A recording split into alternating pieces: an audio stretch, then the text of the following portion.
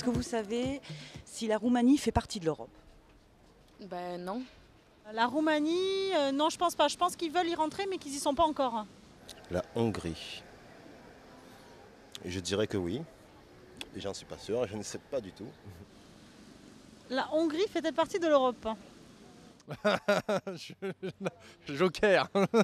Elle va peut-être bientôt rentrer, je crois. Non.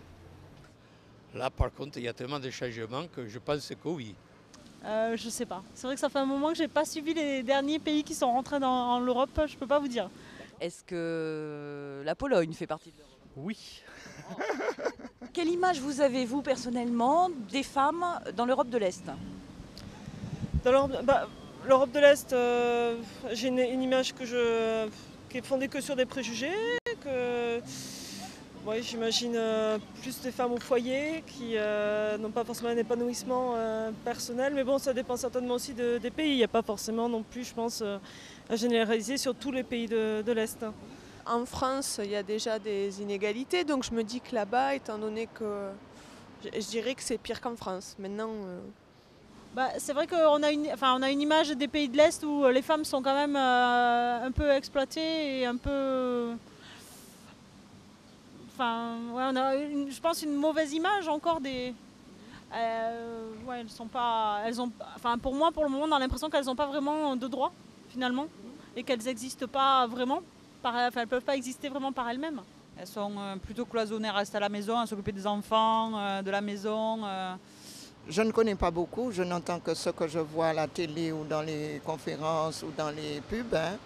Mais je pense qu'il y a beaucoup de choses à faire pour les femmes qui sont dans les pays de l'Est parce que l'ouverture n'est pas encore faite. Les femmes des pays de l'Est sont de très belles femmes. Et elles sont... je ne dirais pas mise en esclavage, mais enfin en profit. On va dire, sûrement pas la même culture que ici, mais après je ne sais pas dans quelles conditions elles évoluent, on va dire.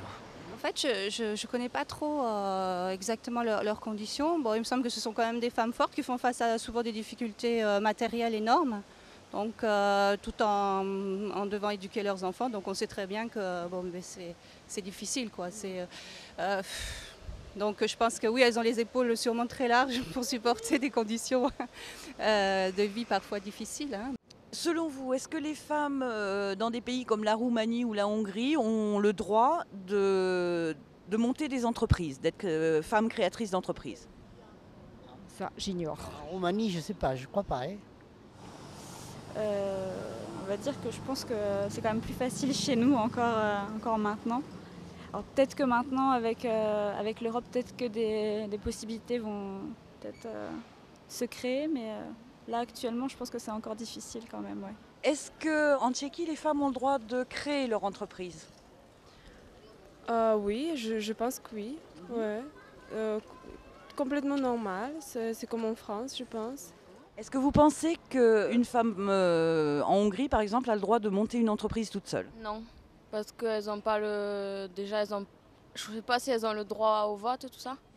Et après, c'est plutôt les hommes qui travaillent. J'ai du mal à imaginer qu'en Roumanie, une femme puisse faire ça, mais je sais pas, pourquoi pas. Je sais que les pays du Nord, c'est beaucoup plus développé avec des systèmes d'égalité, mais dans les anciens pays de l'Est, non, j'ai pas. Je pense que c'est en train de venir à un autre niveau, il n'y a pas de raison, puisqu'on a la même culture. Donc non, ça normalement ne devrait pas y avoir de problème. Peut-être qu'il y en a encore maintenant, mais ça devrait évoluer dans le bon sens.